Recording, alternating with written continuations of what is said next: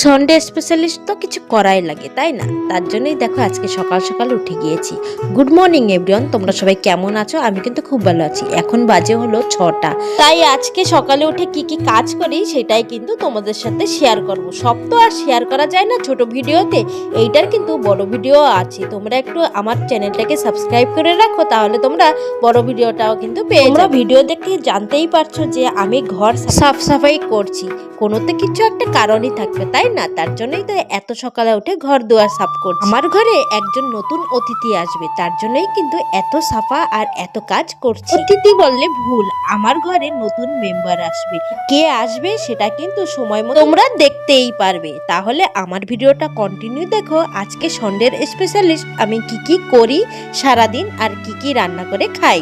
মেয়ে মানুষ ভাই, আমরা যে মাঝে ছুটির দিনে একটু ঘর দুয়ার সাফ সাফাই তো করাই লাগে। তাই দেখো সকালে উঠেই ঘরটা আগে পরিষ্কার করে তারপরেই চলে এসেছি টিফিন বানাতে। আর টিফিন বানাচ্ছি আজকেও হলো চকুলি পিঠা। এই চকুলি পিঠা বানাতে কে কে পারো আর খেতে কে কে পারো, আর খেতে কার কার ভালো লাগে অবশ্যই কিন্তু এক একটা করে কমেন্ট করে জানিও। এটা বানাতে কিন্তু অনেকটাই খাটনি আর খেতে কিন্তু অনেকটাই মজা। দেখো গাইস, চকুলি পিঠাটা কত সুন্দর হয়েছে। চকুলি পিঠা আমার লাইফে আজকে আমি ফার্স্ট টাইম কিন্তু বানাচ্ছি, তাও দেখো কত সুন্দর হয়ে যাচ্ছে। জানো তো এই পিঠাটা সহজে কড়াই ছেড়ে উঠতে চায় না। যদি গোলাটা একটু খারাপ হয় না, তাহলে কড়ার সাথেই লেগে যাবে আর তুমি উল্টাতে পারবে না। আর আমি আজকে এত সুন্দর গোলাটা করেছি, দেখো কত সুন্দর উঠে যাচ্ছে, একটুও কিন্তু কড়াইতে লাগেনি। আর দেখো আমি কি করে বানাই সেটাই কিন্তু দেখাচ্ছি।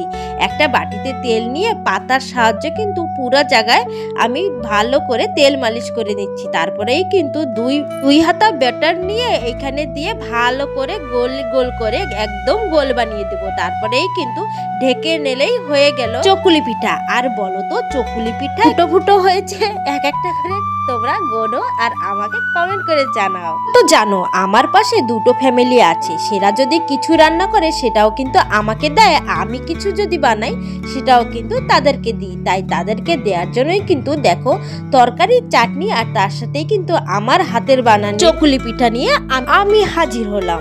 চকুলি পিঠা পেয়ে ছোট বাচ্চা কত খুশি হয়েছে জানো তো। আমাদের ওড়িয়ার এইটা হলো ফেমাস খাদ্য।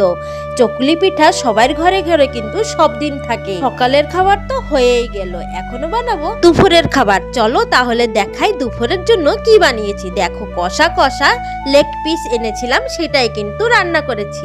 আর আজকের লেগ পিসটা কেমন লাগলো আর আজকের ভিডিওটা কেমন লাগলো একটু কমেন্ট করে জানিও। যদি ভালো লাগে একটা লাইক শেয়ার করে দিও। বাই বাই, সবাই ভালো থাকো।